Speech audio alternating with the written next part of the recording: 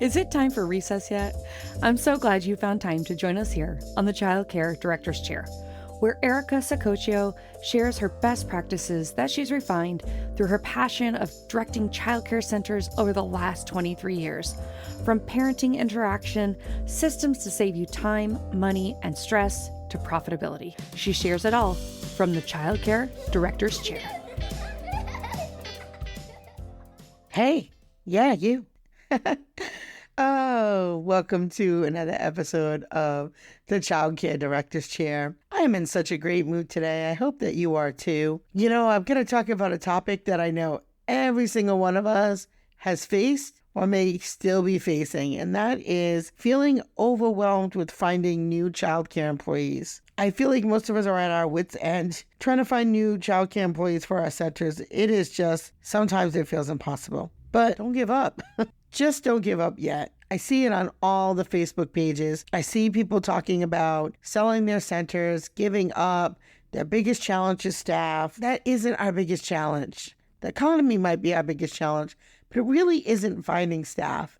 It is about maybe finding great staff. I think if you have a great onboarding system and you have a great company culture, there's a lot of things that you can teach that the right people can learn pretty quickly. So you got to just take it a day at a time. So the first thing is, what do you do when you want to give up? Well, before you pick up the phone and call a broker to put your childcare center on the market, I want you to take a break. Sometimes just stepping away from the situation for a bit can really help you clear your mind and give you a fresh perspective. Take a walk. Meditate, do something that helps you relax, but really step back and think about why you started your center in the first place. And is it still true for you? Now, we have lots and lots of episodes about self-care, and I certainly think that that is very important for you to do, but also not giving up, especially on things that you love, are equally important. So do that. Make sure that you're taking that break. The second thing I would say before you give up is reach out for help. Don't be afraid to ask for assistance from colleagues, friends, or industry organizations. Is there a childcare owner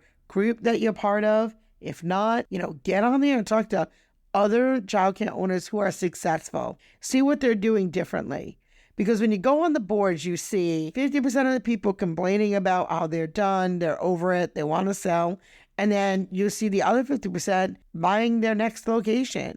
Very excited about, opening full, right? So there is hope for all of us, but you have to believe in yourself. So don't be afraid to ask for help. Do things that will give you the support that you need. Maybe it's working with a business coach, and there's plenty of them out there.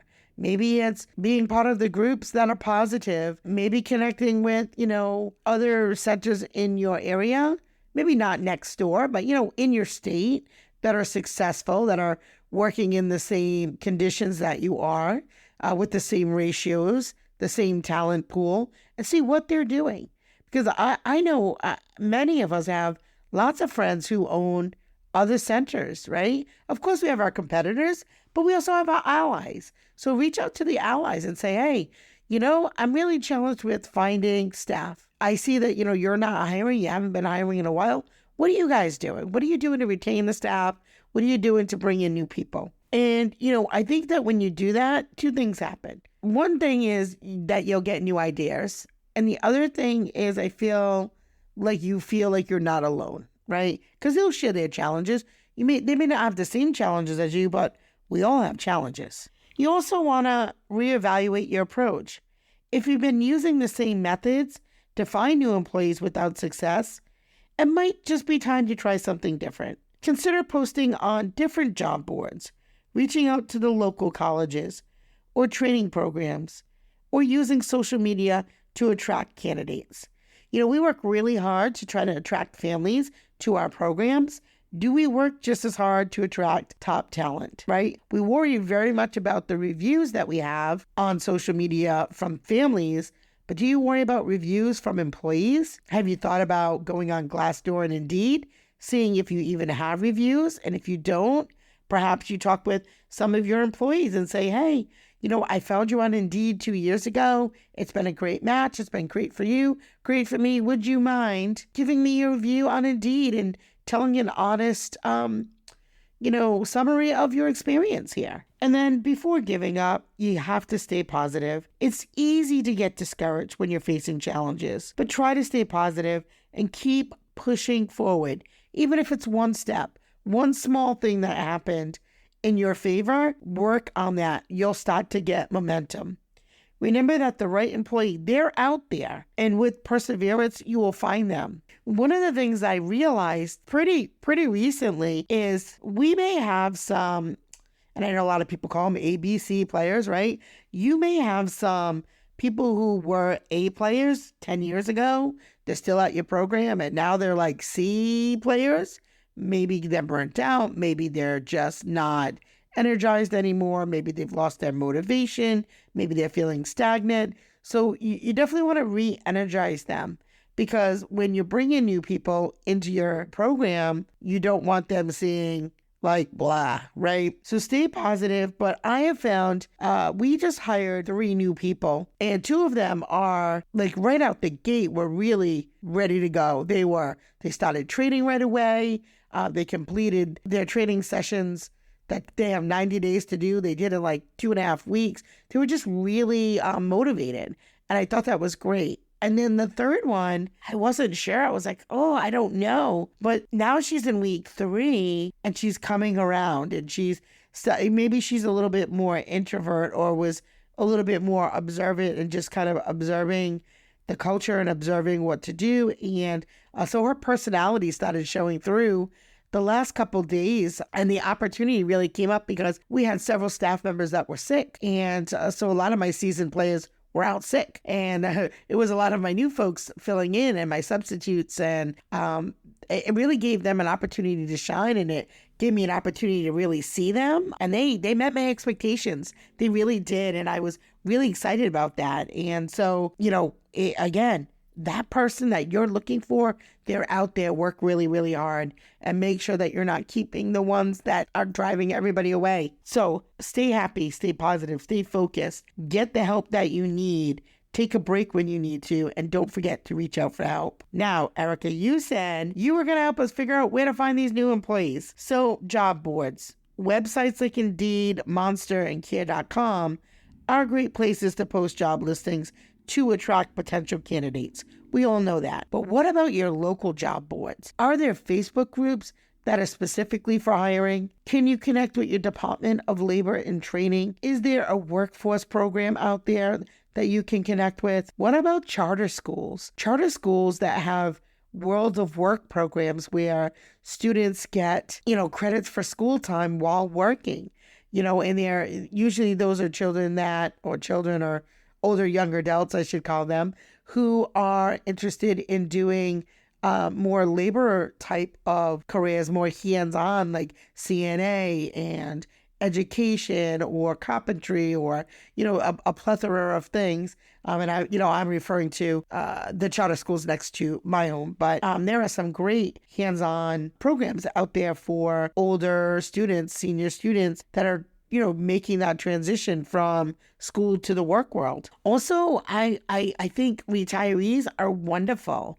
and it gives them a chance to make a little bit of money. They only want to work a few hours, which is, great for openers or closers. That really does help fill in those gaps. They love to come in and rock the babies or share their skills that they've had for years with your school-age kids. But, maybe some of those seniors centers, you might be able to find some of those retirees to work with you. And there's also some SBA programs where you may be able to connect with people who are mentors for businesses, and they may know some places where you can hire some great staff. So, connect with them. And of course, local colleges and training programs like the VOTEC schools, as I mentioned, but reaching out to your local college or university. We were lucky this year. We have 2 field placement students working at our school. And although they're not technically employees, they certainly give an extra hand, an extra set of eyes. They're able to prep projects and do read-alongs, and gives your teachers an opportunity or a little break to do some other things in the classroom. So that's a nice support too that will help your staff from becoming burnt out, which will help them stay with you longer. It also helps them feel happier when they have more help, right? So even though you're not paying that, field student, it's a win-win for both because they're gaining the experience and you're getting extra help. So I think don't forget that resource. And of course, networking. Attend industry events, conference and workshops to network with other childcare professionals and potentially find new employees.